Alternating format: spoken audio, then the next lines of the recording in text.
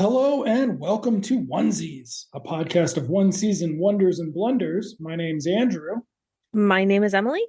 and we are finishing up Police Squad in color. Episode 6 of 6, Dead Men Don't Laugh, or Testimony of Evil. So good. So good. One of us forgot our notes, so do you have three things you can think of off the top of your head, or You from your mean notes? from my notes? Yeah. Nightclubs. Okay. No, I can't think of three things. Seriously, it was going to be Norberg, Leslie Nielsen. I have no idea. Okay. I'm going to wing it. As you go through, I'm sure I'll have plenty of quips. Okay. So I guess my three things will be commercial breaks. Why cows look forward to giving milk, and Buck Rogers. Buck Rogers. Okay. All right. So our very special guest star this episode is William Conrad, which is probably exciting if you watched television in the 60s and 70s, but by the 80s, it's sort of like, Who? What Yeah. now? Was he any good? Because that's the other thing that you always forget is that TV actors were terrible in the 60s and 70s. Yeah, I couldn't tell you. And 80s and 90s, but they were really bad in the 60s and 70s. Yeah. Like, it was rough. But yes, so then we open at the nightclub, Mr. V's. Mr. V's. I was waiting for there to be some joke there, some gag, like, I don't know. I was waiting for it to be something and it never turned out to be. I mean, like some goof. Well, it's it's about a woman owning a business and not being able to put Miss V's because she wouldn't get customers. Hilarious. So she had to do Mr. V's because of the patriarchy, which of course you just wanted to turn into a punchline. Big sigh. So this episode was co-written by Robert Wall and someone else, whoever co-wrote last time with him. So that was cool. Directed by Joe Dante, which is cool because Dick Miller shows up in a Joe Dante movie. So of course you don't know who Dick Miller is. He was in the last episode that we watched. No, he was in this episode. Oh, he was in this episode that we watched. Yes. Talked about. Did you cut all of the talking about Dick Miller? I don't cut anything. Are you fucking kidding me? I'm too lazy. No. He played the manager? Yes. Yeah. Wasn't he so recognizable? So yeah, we get the stand-up comic going in to talk to the boss lady, and we have this chair spinning scene where it's two chair backs stuck together and they just spin them. So this episode very much has the did they run out of ideas again? But then no, it's a bit of a slow burn. Yeah. So this one burns a little bit faster than the last one because it's got a fun montage in a bit. So we don't see the boss lady right away, and instead it just is focused on the back of this chair. So we are to assume that the chair spins around and there's the boss lady, but in fact it's just another back of a chair. Fine. So yeah. But I mean, they do the best cigarette bit in this. So Agreed. We do need to, yes. Agreed. You also need to tell your husband that I'm convinced he does that. We'll talk about it when we get there. Okay. That's his bit. That's his life. Okay. So the other stand-up comic comes in, and the boss lady's like, hey, the drug guys say you stole their money. The Frenchman, because he comes back. Yes. And he's like, I didn't take a thing. And Dick Miller's hanging around being ominous, but then the lady's like, don't worry about it, Dick Miller, we believe him. Go about your business. Let's have some champagne. And she puts an Alka-Seltzer in the champagne, except it's not an Alka-Seltzer, it's poison. But it is a hallucinogenic. So after the it is. After the comedian leaves, he's driving in one of the worst day for night shots I've seen lately, but it's okay because it's could be making fun of bad day for night shots. Yes. And he sees like a skeleton laughing. Yep, a laughing the skeleton is talking, right? And isn't it the voice of Veronica, the boss lady? Yes. And all these weird things. But my first note, actually, this was going to be my first note, is that if I were to ever not be able to control seeing visions of the Three Stooges, I would also drive off of a cliff, because that's what happens is he sees a bunch of Three Stooges clips and eventually just falls off of a cliff. As one does. I would do that too. I would do it too. But this is where the Buck Rogers thing is, because there's clips of spaceships, and I don't know if that's Battlestar Galactica or Buck Rogers. Because I think there was a Buck Rogers series in the late 70s or early 80s. It might have even reused old Battlestar Galactica ships, but 1979, Buck Rogers in the 25th century. Yeah, so they use footage of some spaceship thing. Very funny. And this is where I was like, okay, it's getting back on track here. Yeah. Okay, so he crashes and we go to commercial. And then when we come back, it's Frank. And Frank is driving home Mary. And he either says the boxer's wife or the boss's wife. And I did not double check. I heard the boxer's wife, and I watched it twice. Okay. So, and it is the same woman, isn't it? Is it? That played the boxer's wife? This Mary? Is how much research we do. I know. We're so thorough. Because it is definitely out of order, because they list the names. Mm-hmm. Agreed. Let's see here. We're so good. Mary. Tessa Richard. Don't know the video. Oh, she was on Dallas. She was on Night Court too. 2 episodes. So this does seemingly. She's also in Cat People. Mm-hmm. I'm on the app, which is garbage. Yeah. So remember, she's drunk and she's got the dog, and she comes in to yell at the boxer for being a low life. Yeah, that was her. So that is episode 2. Yeah. Except when they list the people at the end, there are more than the 2 people. Yeah. So that episode must be out of order. That second episode must be later. It is also from these same writers and same directors. It is by Tino Insana, Joe Dante, and Robert Wall. So yes, this is their second attempt at tying episodes together. Yes. And they did it poorly because they did it out of order. Yes. Interesting. Okay. So we get to the morgue, which might be the only real morgue scene. I don't remember a lot of morgue scenes. But the bodies all have funny toe tags, and one of them has 2 left feet or 2 right feet. So it's like it's an okay lead-in. It's a sight gag. Again, we are going to take a little bit to warm up here. Yeah. So. Oh, but then it gets hot, baby. It gets hot. Yes, it does. So there's a stack of irregular ones. Oh, did you know who that picture was of? I didn't. I was going to ask you because you're my elder. I should have asked. He would know. You should have, because I have to cut his name out. Shit. God damn it. I might keep it in. Nobody listens. Wow. What am I looking for? I'm looking for trivia. Am I looking for trivia? John Belushi was supposed to be on this episode, but he died. Teeny Ron did not show up. Al wasn't in this episode either. That's who Teeny Ron is. What was I looking up? I don't remember. You were looking up who the picture of that guy was in the. So they're. Why isn't there trivia on this? This is stupid. What? Criminy.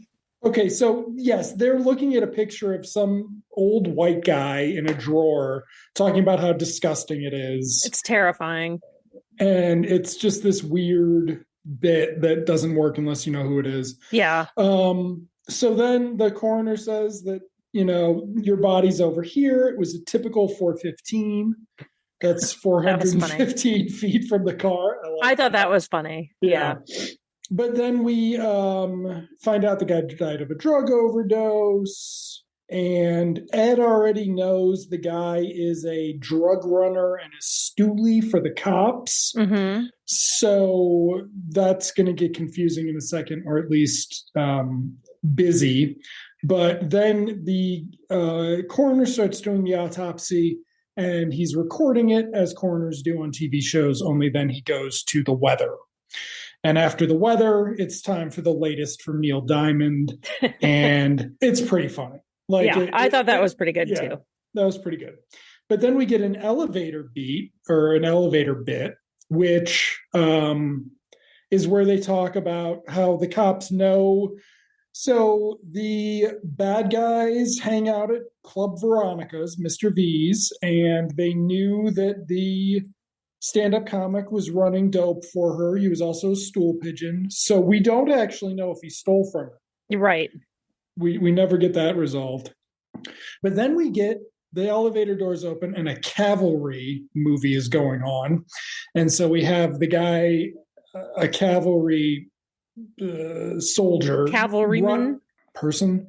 Riding on a floor or a couple floors to a different battle scene. Cavalry movies are exceptionally problematic. So cool, but I mean, it's fine. It's a decent. But it could have been anything. It could have been. So I mean, it's not like it could have been a gangster movie. Yeah, it could have been anything. Yeah. But it's nice to have the elevator gag back. Makes more sense if they were doing it second episode because they were still working on stuff. But then there's a job open at Mr. V's. So Frank is going to pose as a stand-up comic. And then when they get there, they're like, we have no hard evidence. I'm like, you had a stool pigeon in the place. Why don't you have any hard evidence? You know the entire operation. Yeah. But it doesn't matter because when they get there. Because this makes the episode. This makes the episode. Yes. Frank goes up to Dick Miller and is like, hey, I hear you've got an opening. I want to be your new stand-up comic. And they're like, sorry, it's already filled. Mm-hmm. But then the new stand-up comic, Nikki, Ed arrests him. His voice was so beautiful, so deep. I love that guy. Sorry. I don't know. I'm on random dude from 1982. Somehow I got onto episode 2 after we talked about it, so I'm not on the right page. This is goofy. Anyway, continue. I'll find it.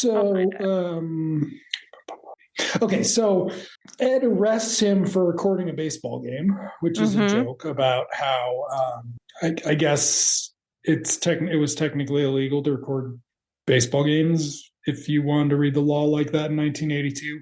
Who fucking knows? I mean, but as he's getting dragged away, he admits that, yeah, so I had a few friends over. I didn't charge him for it. Well, I did charge him a couple bucks. I think there is some legality, like some boring legal history to VCR recording from that era, but it's boring and the network's lost, so it doesn't really matter. Yeah. But so Tony DeWonderful is Frank's stage name, and he goes up on stage and proceeds to kill it. He kills. And it's this, I don't know. It could have been a whole fucking movie. I would have loved every second of it.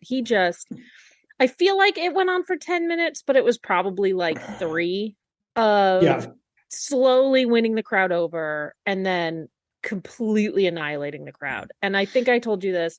I messaged you that I could watch anybody, just like the punchline of a joke, like cut to another punchline of a joke, cut to another punchline of a joke. And they do this sort of montage scene where it's mostly that. And I just freaking love that. It's like this joke makes no sense, but everybody's laughing. People are slapping each other on the back and spitting, like comically spitting out their drinks. And one guy keeps knocking over the guy he's with. So, okay, so anybody, you could watch anybody do that? Just about. Okay, because I've got $35. I bet I could get 8 hours of Dave Coulier doing that on Cameo for you for Christmas. Do you think that would be good? But then Frank says, thanks for, being here for my comedy. Now it's time for a tribute to that great lady, Judy. Oh, Kicking off a 3 to 4 song montage of Frank singing Judy Garland standards, which is amazing. And I wish there were a full recording of him doing Over the Rainbow. it was so funny. A couple of things. One, he was actually singing. Two, I thought he'd be a better singer. Maybe it's because his speaking voice is so good. Right. Maybe he actually was, and he was just playing it for comedy. It worked. It worked for me. That was so bloody good. Oh my God. I couldn't believe how much I loved that. And the by audience, the end of it, he's got his dress shirt unbuttoned down to his dick. Don't forget the gold medallion. The gold medallion. And he looks like throughout the scene, even the comedy and the music, he seems like he's getting drunker and drunker, but he's not actually drinking. Like, he just seems like he's about to like melt. It was so flippin' funny. I loved that. I loved watching him do just like, it was like, okay, Leslie, go. And they just recorded it and they edited it together. It was so good. It was one of the best things I've seen in my life. So then Dick Miller comes up and is like, hey, the boss wants to talk to you about becoming our new regular. So he goes to meet the Veronica. He sits down at the booth. They do a cigarette lighting bit, which I feel like was in a Mel Brooks movie. Probably, but I thought it was pretty good. Like, it could have been in Blazing Saddles. She wants a cigarette lit, and a bunch of hands reach in to light her cigarette for her. Yeah. I think it's in A Naked Gun or something like that too. But it feels older than that. But yeah, but it's pretty fun. And the actress is clearly just like, holy shit, this is. She's really good though. I really liked her. She was really. Yeah, she's like this glamorous kind of cougar. I loved her. She was kind of the best female guest star we've had on the show. Mm-hmm. I would agree with that. Okay, so then they have the house. She gets him the house drink, and Frank starts choking as he's drinking it. Right. And we cut to commercial, which is, I think, the only time we've used a commercial break as like a cliffhanger. Yeah. And we come back to Act 2, Lieber. Okay. I didn't get it either. But then Frank is like, oh, went down the wrong pipe. So she didn't try to kill him. Frank's just can't drink water. Just like Ted Lasso. Yeah. But Jerry Lane and so they go into the office, and here we go. This was your husband's favorite part. They go into the office, and there's a guy in his ventriloquist dummy, because 1982 ventriloquist dummies were still everywhere, which we talked about it for Freaks and Geeks. A figure. But Magic had come out in 78, 79, 80, and there was a creepy ass episode of Incredible Hulk around this time too that scared me as a kid, because ventriloquist figures are fucking creepy. They're creepy. Going back to Candace Bergen's dad or whatever. Okay. So Frank manages to so there's the cigarette bit. Frank tries to de-escalate the situation. Yeah. Impressing Veronica. And he offers the dummy a cigarette. The dummy replies, yes, I know. And then rolls his eyes. It was so good. That is what the bit is meant for. That was what the bit is meant for. It is a ventriloquist act joke. Oh God, it's so good. So good. So then Frank tricks him. Frank does this thing, and he's done it in a few other episodes, and we've kind of talked about it. Maybe I have. And listeners, you really need to watch it. You really need to see it in action, because it's clear he's doing something, and it looks like he's wiping his nose, but he's really getting ready to punch somebody out. He's really just trying to distract somebody to think, oh, he's just rubbing his nose. But what he's really doing is amping up to smack. And he punches out both the ventriloquist and the ventriloquist's figure in a 1-2 sort of way. And it made me laugh so hard. Keep rolling with the laughs, Leslie. This is great. This was great. Then we have another cigarette beat for Veronica, except after everybody removes their hands, she's smoking a pipe. We cut to Frank, who's smoking a cigar and doesn't seem to know why. Yeah. So that was good. And then she offers him a job picking up her car at the docks for some extra cash. We then cut to a doctor's office where a car is in the examination room. Really good sight, just really good set dressing, just like it works. Yeah. So then we take the car back to the lab, which is where we get Mr. Olsen and Katie, where he's going to show how force affects molecules and shape by destroying her crying Judy doll in a trash compactor, which just makes the thing cry more in different ways, which is funny. Yeah. And then when he sends her off, he says, next week we'll talk about why cows look forward to giving milk. Which, yeah, that was so gross. Oof, so gross. But then we get a French Connection montage where they're breaking apart the car, which I imagine is in at least one of the Naked Gun movies, because I think it was in Beverly Hills. Well, Beverly Hills Cop was a couple of years later, which you still haven't seen because you watched some racist movie instead. I don't know. Sorry. Yeah, whatever. I'm not judging you. Eddie Murphy's judging you. But they break apart the car, and then they do a work song bit where they're all working on a chain gang and singing in unison. That was funny. I kind of liked that. Yeah. This scene was like it was a little short, but too long in a way. Like it's a weird bit, like the French Connection bit, because if you don't have any actual drama to it, you would need to do more humor throughout, which we get to at the end. But yes, we do. But this is like a microcosm of the slow burn. Yeah. But we do the work song, and then the punchline, of course, is the drugs are just in the glove box and they didn't look. And they've taken apart the whole car, and literally, I think he gets to the glove box from the back side of it. Yeah. Like he's lifting it out. Yeah. Yeah, it was really silly. And there's like 4 bags of drugs. I don't know how much. I don't know the street value. I'm not familiar, but presumably cocaine based on the next scene. Yes.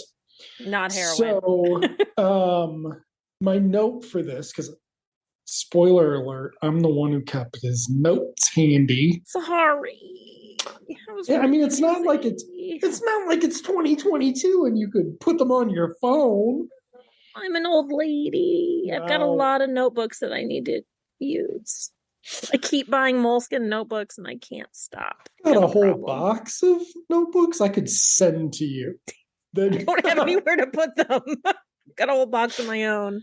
Okay, so yeah, my note here was, oh hey, it's Nordberg. So Nordberg is in the back. So let's go back to the chain gang thing. Yeah, they're all swinging hammers and they've got some protective covering on their faces, and Nordberg is just in the background singing along with them, and like he's not actually swinging anything and he's not actually hitting anything. He's far away from them, but he keeps, like, whenever they hit, like, make an impact, he's like bam, like he's doing some physical comedy, like with his body. It is beautiful. Watch it again. It is so beautiful. This dude is just like a bodybuilder. He came up on my Twitter feed. By the way, kids, if you're wondering what Twitter is, you might be able to check Wikipedia by the time you hear this on Monday. He's just a bodybuilder. He's brilliant. He's not like a fucking, he didn't grow up in the circus doing bits like as an audience participant, like Plant. He's so good. He's so good. But yes, so then they're like, there's only one way to find out if it's the real thing. And so Norberg opens it up and he sticks his finger in like it's a bag of sugar and just licks his finger clean. He's like, oh yeah, that's the real thing. And then he does it a second time. Mm-hmm. And it's like, you remember Fun Dip? Yes, it is like Fun Dip. It is like Fun Dip. He That's like licks his finger, he sticks it in, and he pulls out his huge clump and he just sucks it right off his finger. It is so freaking funny. And then cut to a scene. I don't know what even is going on in the scene, except Norberg is dancing in the background to some jazz. And I'm using finger quotes when I say jazz because it sounded like 50s like doo-wop music almost. Or some Glimmer, Glimmer, Glowworm, a quote from the song. I have that written down. I don't know. I have no idea. If we ever make t-shirts, Glimmer, Glimmer, Glowworm will be a t-shirt. I'm just going to be like Norberg forever. That's my shirt. I think it must be because then he says these guys are incredible. Yes. So silly. Okay, they were putting the car back together. Yeah. And this is kind of funny too. They need to find the next drop.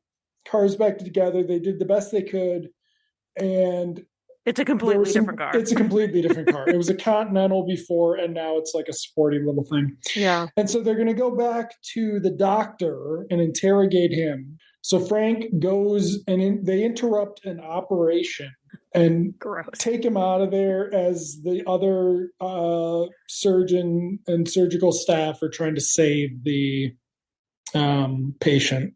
Yeah. It's like kind of funny, but it doesn't go anywhere. Yeah. Like I felt like if it had been shot better, or like I don't know, if there had been doctor, more sound effects. I don't know. They could have been done better. They could have done like an Operation the Game thing at the end or something. Yeah. Which is from something else, but it would have worked here too. And this probably would have done it first.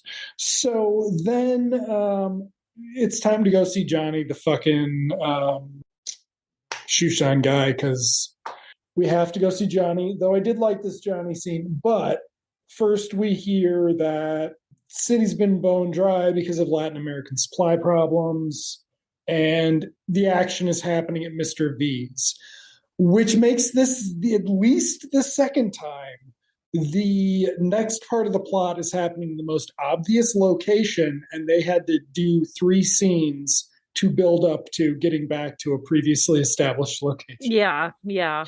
So then Dick Clark sits down. Beautiful. 1982 asks, what's this ska music the kids are listening to? So, continue. To which Johnny explains it is a modern offshoot of reggae for white kids, and it's very think about it being as an upbeat thing. It's conventional but too exotic, which it's never gonna catch on. It's never gonna catch on, which made me remember 1996 when I listened to ska and it never caught on. I'm so sorry you had to listen to ska. The first album of the guys is still okay, and I like Sublime. I'm not judging. Some of it's fine. Some of it ages as well as the Jerky Boys. So then Dick Clark, and this beat went nowhere, and I don't know what the fuck. They must have been planning on something else, but Dick Clark's done, and so he's like, hey, and I need some of that special secret formula youth cream. Yeah.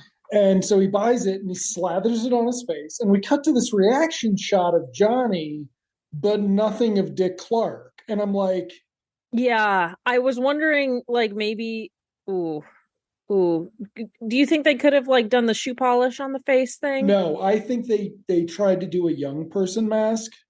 Like a really, because it's Joe Dante, so special effects. Okay. I bet they tried to do like a young person mask, or they tried to get like a kid in there, and for some reason it just didn't happen. Okay, thank God, because like the blackface, I was immediately ready for them for him to mistake a jar of shoe polish. Okay, good.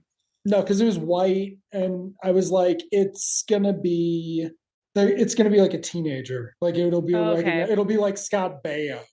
with Dick Clark's voice. 1982. What do you want me to do? I don't want you to do anything. I don't. What do you want? Jason Bateman. He was Yeah. 7. Terrible. Mm. Jason Bateman's father tried running his career apparently until like Arrested Development, and every choice this guy ever made for his son was a fail. And then once he got on his own, he became Jason Bateman of today. But everything else was like against type for what the shitty shit his dad was trying to do. I don't know if there's a Wikipedia, but it's worth. It's funny. Anyway, cut to Mr. V's. Yes. So they're covering the exits, sight gag. There's a sight gag where Alan North is crawling on the ground, laying a tripwire. Yeah, we don't get there yet. Oh, okay. Out of order. Oh, sorry. Maybe if you had your notes. I know. Or if I didn't talk over you. I'm sorry, sir. Really, I can't. No, you got to do the rest of the episode. Otherwise we'll be supporting the patriarchy. So you're gonna just go. No, I can't. I don't remember. I got it out of order. Oh, you need somebody. You need somebody with the notes. So they cover the exit signs, and then I assume Google luck is somebody saying good luck. Yes, Ed is at the bar getting an autograph, and they're cajoling. He and Frank are talking over what they're going to do. Oh, right. And Dick Miller, and he tries to like hide his appearance from Dick Miller because Dick Miller should have seen him. I was like, this is really thorough for any sitcom, especially this one. Like, why are you worried about Dick Miller recognizing him? Like, there's no whatever. Yeah. Nobody cares. Nobody's going to notice. Yeah. But except for 30 years later, 40 years later on a podcast. Is it exactly 40 years later? Yeah. 82? Did we already talk about that? No. Okay. 40th anniversary. We did this for the 40th anniversary. I know. What a coincidence. I mean, aren't we nice? We are nice. Especially since we started the first episode talking about how everybody who made this is just a piece of shit now. Fuck them. Okay. I don't think Joe Dante is a piece of shit. I assume he's not, because he's public enough that he would have been busted, like on Twitter. R.I.P. So anyway, we didn't talk about it, but Veronica's had this bit where she crushes things in her hand. Right. She's crushing nuts all the time. Yeah, and now she's crushing nuts again. And we do some more Frank singing and working the crowd. My favorite. I loved the so where are you from? Chicago. Oh, that's my hometown. Where are you from? Boston. Oh, that's my hometown. I loved that. I don't know why I love that so much. I nightclub think guy. This bit was to try to ferret out the Frenchman. Oh, maybe. And I'm like, why? Sense. This is really thorough. Again, guys, this is really thoughtful.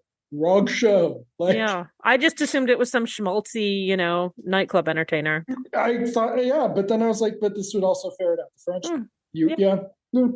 But then we get Ed running the wire, and we see the drugs, and it is a cocktail waitress, talking to Veronica about him. I'll edit out your wolf whistle. Thank you very much. Cocktail waitress. Cocaine. I'm derailing you. I'm so sorry. Just like, wow. This is what happens when one of us doesn't have our notes.